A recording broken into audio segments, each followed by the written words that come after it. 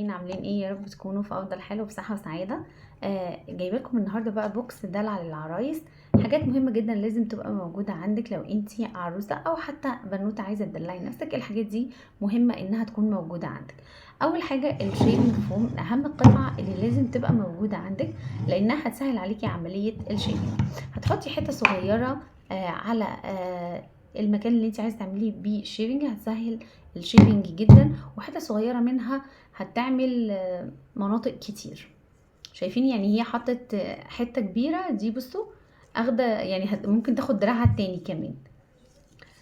تاني حاجه معانا ما ينفعش ما تهتميش برجلك، لان من الحاجات بجد بجد المنجزه في الموضوع ده اللي هتخلي قدمك حلوه جدا وعلى طول ناعمه وما فيهاش اي جلد ميت.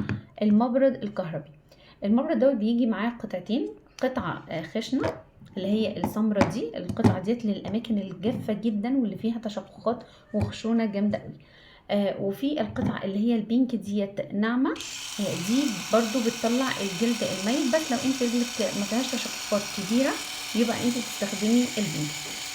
حلو جدا وسهل قوي. بعد كل شاور اعملي بيه رجلك في ثانية هيخلصك من الجلد الميت. وسريعة جدا ومش بتاخد وقت. بعدها كمان ترطبي اي كريم يكون فيه يوريا 10% او 20%. كل يوم هتلاقي رجلك دايما بقت ناعمة زي البيبي. وكمان لو عندك شراب سيليكون تقدري تلبسيه، هتلاقي النتيجة بجد بجد خطيرة.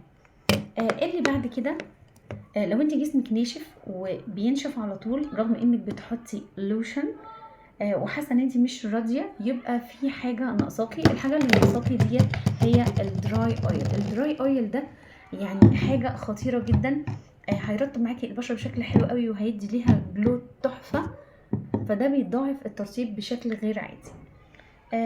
اللي وريحته حلوه كمان جدا. من اهم الحاجات برضو اللي لازم تبقى موجوده عندك، لازم يبقى موجود عندك بادي لوشن ريحته حلوه.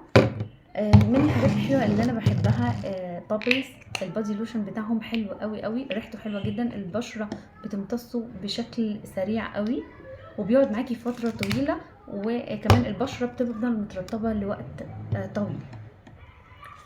ويا جمال بقى التسريحه وهي موجود عليها البرفيوم بتاع يارا. البرفيوم دوت يعني حاجه شيك وشكله تحفه على تسريحتك، وريحته كمان واو بجد، يعني ريحته خطيره قوي.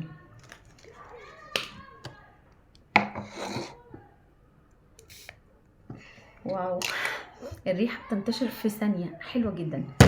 وكمان من الحاجات اللي انا بحبها قوي قوي المخمريه بتاعه ايميليا كاندي، النوع ده بالذات، دي جيلي ايس كريم، ريحتها خطيره خطيره خطيره. ومش بس كده، هتخلي جلدك بصوا بيتزفلط من النعومه ثابته لوقت طويل، فيها لمعه خطيره. بصوا اللمعه بتاعتها، حطيها كده على بشرتك، على جلدك، في لمعه حلوه قوي قوي قوي. طبعا هي رينا يعني حاطه كميات فظيعه، بس شايفين اللمعه عامله ازاي؟ فيها لمعه حكايه. دي بتبقى على الجسم حلوه جدا. هو كاندي وهو بصراحه يتاكل يعني. الحاجات برضو المهمه الاساسيه معانا اللي هو التانج سكرابر، دي حلوه جدا، بتزيل البكتيريا اللي هي بتسبب ريحه الفم تكون كريهه، بيقلل من تكون الطبقه بتاعت البلاك اللي هي بتبقى على الاسنان، وبيحسن التذوق. حلوه جدا جدا جدا. تقدري تستخدميها وتحطي عليها نقطه معجون صغيره وتغسلي بيها اللسان. من الحاجات الاساسيه برضو اللي لازم تبقى موجوده عندك.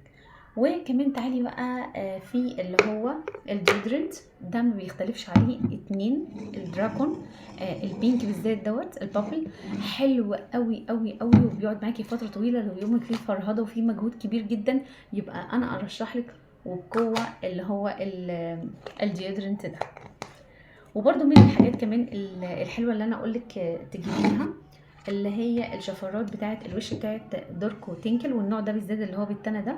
في عندي يعني لما بتكون في شفرات اللي هي بتاعه الوجه اللي هي بتتنى دي مش دايما كلها بتعجبني، لكن النوع ده بالذات حلو جدا وسهل معاكي ومرن، وهتقدري تشيلي الشعر الوبري او تنضفي بيه وشك، او حتى اي شعر موجود في وشك. حلو جدا. وعلى فكره انا بعمل بيه حوالين الفم، حلو جدا. انا ما بستحملش قرصه الفتله، بس هي رقم واحد الفتله مش هتستحملي الشفرات دي، حلوه جدا. ايه تاني؟ وتعالوا بقى اتفرجوا بقى على الجمال والحلويات. السيروم، هو السيروم مخمريه، بس هو يعني حاجه عشان ما تلزقش الجسم قوي. بصوا شايفين القوامه عامل فعلا زي السيروم، حلو قوي. مش بيرطب بس، ريحته فظيعه، ريحته حلوه قوي قوي قوي. كمان مش بيلزق خالص، بيدي جليتر خفيف. ولما يعني لمعته، شايفين لمعته حلوه قوي قوي، وريحته خطيره. مش بيلزق، لان انا بيبقى عندي مشكله لو انا جيت حطيت على الجسم مخمريه او دراي اويل او سيروم حاجه زي كده للجسم، بخاف من الحاجات ديت لا تلزق، وخاصه ان احنا في الصيف مش هنستحمل الحاجات دي. لكن الحاجات اللي انا وريتها لكم دي واللي انا جايبها لكم دي ملمسها خفيف، تقدري تستخدميها، حلوه جدا.